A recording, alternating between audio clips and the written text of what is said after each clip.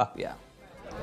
शिरसाट साहेब, अधिकृतरित्या ज्योतिताई वाघमारे यांचं नाव शिवसेनेकडून जाहीर झालंय। लाडक्या बहिणीला पुन्हा एकदा मुलाची संधी, मागास समाजातील आहेत, उच्च शिक्षित आहेत आणि आता राज्यसभेवर थेट जात आहेत, किती अभिमानाची गोष्ट आहे।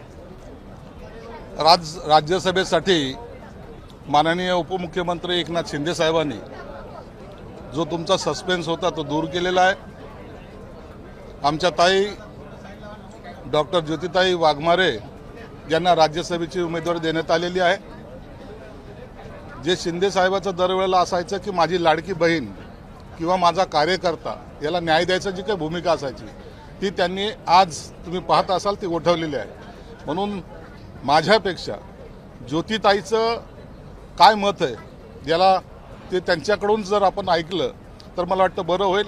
परंतु आज अधिकृतपणे ज्योतिताई वाघमारे या राज्यसभेच्या उमेदवार आहेत। एक मिनिट एक मिनिट आज खूप अभिमानाची गोष्ट आहे की ज्या माननीय एकनाथ शिंदेजी यांनी लाडकी बहीण योजना सुरू केली आणि लाडक्या बहिणींचा पूर्ण महाराष्ट्रभर एकनाथजी शिंदे यांना आपला भाऊ मानला आणि अशा एका लाडक्या बहिणीला डॉक्टर ज्योती वाघमारे यांना राज्यसभेची उमेदवारी दिल्यामुळे महिला वर्गामध्ये शिवसेनाच्या अत्यंत आनंदाचं वातावरण आहे आणि आता 2च दिवसांनी महिला दिवस पण आपण साजरा करत आहोत। त्यामुळे ज्योती वाघमारे सारख्या एक उच्च शिक्षित ज्या PhD आहेत, त्या प्राध्यापक देखील होत्या, नेट सेट क्वालिफाईड आहेत, रिसर्च बॅकग्राऊंड पण आहेत। त्यामुळे एक अशा पद्धतीचं एक व्यक्तिमत्व राज्यसभेवर जाण्याची संधी त्यांना प्राप्त झालेली आहे आणि त्याबद्दल सर्व आज आम्ही महिला आमदार इकडे आहोत, महिला पदाधिकारी देखील इथे आहोत। त्यांनी आज उमेदवारी अर्ज भरला आणि त्यांना आम्ही मनापासून शुभेच्छा देतो। साहेब, ही निवडणूक बिनविरोध आहे असं समजावं का आता? कारण काही होऊ शकतं असं सुद्धा बोललं जाते शेवटच्या क्षणी। आमच्यातर्फे, आमच्या पक्षातर्फे ही निवडणूक बिनविरोध व्हावी यासाठी पूर्ण प्रयत्न केले गेलेला आहे आणि मला वाटतं दरवेळेला शेवटच्या टप्प्यामध्ये ही निवडणूक बिनविरोधच होत असते। या निवडणुकीमध्ये एखादा फॉर्म एक्स्ट्रा टाकून घोडे बाजाराला आम्हाला सपोर्ट करायचा नाही, म्हणून आम्ही आणि एकनाथ शिंदे साहेबांनी सुद्धा हीच भूमिका घेतलेली आहे की ह्या निवडणुकी ही बिनविरोध झाली पाहिजे।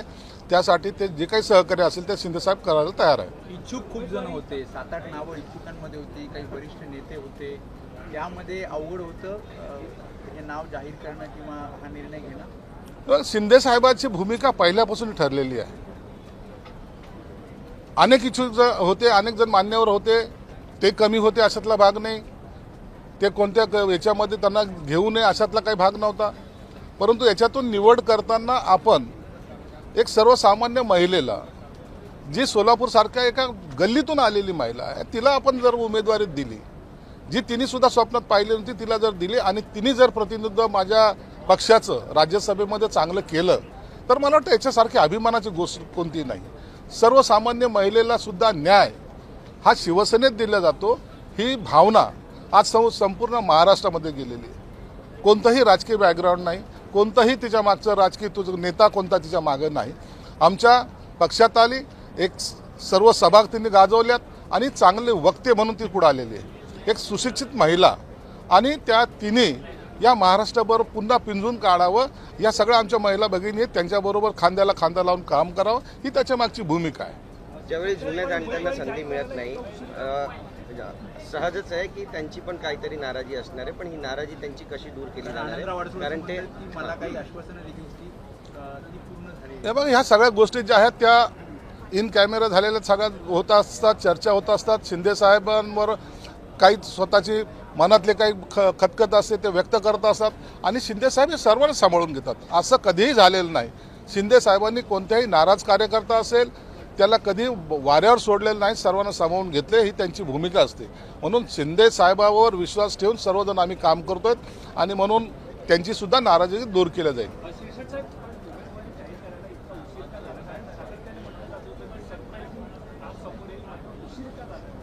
उशीर व्हायचं काही कारण नव्हतं।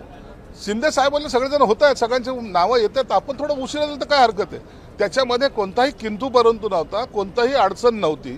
शिंदे साहेब नाव जाहीर करायला मग काय होईल हा विचार शिंदे साहेबांनी कधीही केलेला नाही.